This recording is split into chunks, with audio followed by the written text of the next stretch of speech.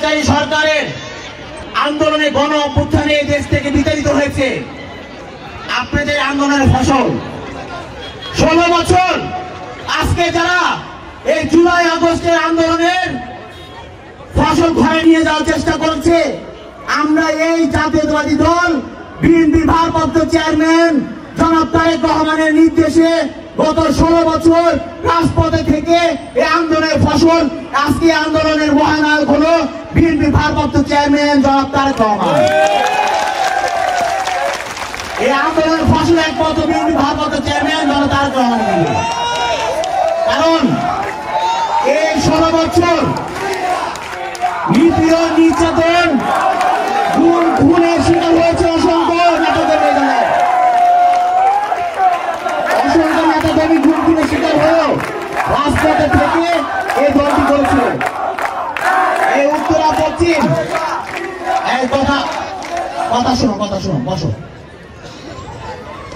আমি কিন্তু বক্তব্যের শুরুতে বলেছিলাম, উদ্বোধনী বক্তব্য তখন দিয়েছি, তখন করে বলেছিলাম এই যে স্লোগান দিয়ে কিন্তু কিছু হয় না, স্লোগান দিয়ে কিন্তু এই দেশ স্বাধীন হয় নাই। চুপ করে বসো, বক্তব্য শুনো। এই উত্তরা পশ্চিম থানা, উত্তরা 7টি থানা নিয়ে গঠিত।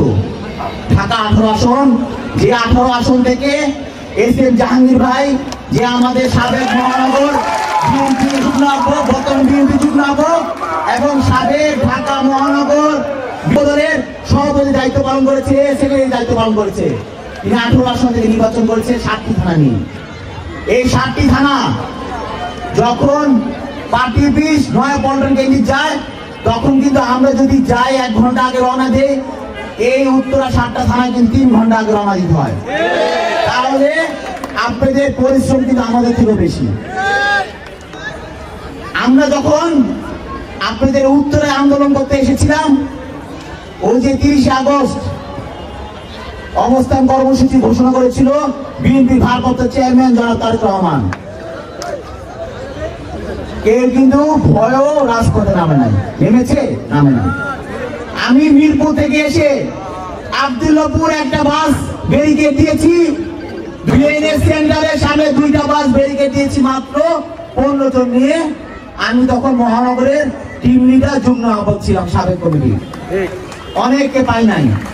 সাহসিকতা ভূমিকা রাখতে হবে রাজনীতি করতে হলে। আজকে এই স্বৈরাচারী সরকারের পতন হয়েছে কেন জানেন? সবাই কিন্তু রাজপথে নামে নাই, কিন্তু যারা নেমেছে তারা কিন্তু গুলি খাবে, মারা যাবে, বুক পেতে কিন্তু নেমেছিল এই রাজপথে স্বৈরাচারী পতন হওয়ার জন্য।